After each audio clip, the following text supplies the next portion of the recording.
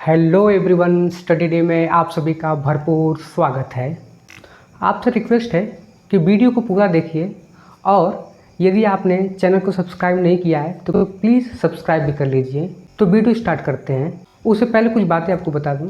अक्सर मैं जब पढ़ाता हूं, हाई स्कूल के बच्चे होते हैं, जब 9th क्लास में आते हैं तो उनसे पूछता हूं मैं कि क्या प्रकाश हमें दिखाई देता है, क्या हम लाइट को देख सकते हैं।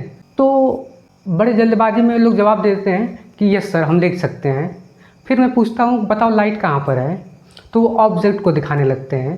तो जब वो दिखाने लगते हैं तो बहुत जल्द ही उनका भ्रम दूर हो जाता है, क्योंकि जब वो इंडिकेट करते हैं तो किसी न किसी ऑब्जेक्ट को इंडिकेट करते हैं। यदि आप घर में होते हैं तो घर में हमें बहुत सारे ऑब्जेक्ट रखे हुए दिखाई देते हैं, जैसे दीवार, खिड़की, दरवाज़ा, अलमारी, बैग, टेलीविज़न, मोबाइल, ये सब दिखाई देता है, लेकिन लाइट नहीं दिखाई देता है। इसका मतलब ये हो गया कि लाइट हमें दिखाई नहीं दे रहा है। हम ये कह सकते हैं कि जितने भी ऑब्जेक्ट दिखाई दे रहे हैं लाइट की वजह से ही दिखाई दे रहे हैं, क्योंकि जैसे ही लाइट ऑफ हो जाती है सारा चीज़ दिखना बंद हो जाता है। अब यहीं से एक सवाल खड़ा होता है। सवाल ये है कि तो क्या प्रकाश हमारी आँखों में पड़े तो हम किसी ऑब्जेक्ट को देख सकते हैं? तो आपका जवाब होगा नहीं। तो आखिर क्या होता है हम वस्तु को देख पाते हैं? प्रकाश का परावर्तन, यही फिनोमिना है जिसकी वजह से हम किसी भी वस्तु को देख पाते हैं। जैसे देखिए, ये कोई सोर्स है लाइट का, हम सन को ही मानते हैं। अब यहाँ पर कोई मान लेते हैं कोई ऑब्जेक्ट है, तो हमें एक लाइट यहाँ पर लाना है। ये हमने लाइट लाया और यहाँ से हमने एक नॉर्मल खींच लिया है, ये है नॉर्मल। और हम देख रहे हैं कि लाइट जैसे ही आया और यहाँ चला गया। इसका मतलब ये हो गया कि जहाँ ये किसी ऑब्जेक्ट पर टकराई होगी और यहीं से ये चली गई होगी और यहाँ पर कोई आदमी बैठा है और यहाँ से लाइट किसी ऑब्जेक्ट पर आई और इसी मीडियम में क्या हो गया, टकरा करके यहाँ पर खड़े व्यक्ति की आंखों में गया और ये ऑब्जेक्ट दिखाई देने लगा। ये जो लाइन आती है इसे हम क्या बोलते हैं? इंसिडेंट रे, और इसे हम बोलते हैं रिफ्लेक्टिंग। तो जो ये एंगल बनेगा वो R और ये I, यानी I इक्वल टू होता है R के, यानी जितने एंगल पर आएगी कोई भी किरण उतने ही एंगल पर लौट जाएगी। एक और प्रश्न आपसे, इससे पहले मैं आपको कुछ दिखाऊं। जैसे देखिए ये क्या है, इसका कलर क्या है और इसका कलर, ये कौन सा कलर है?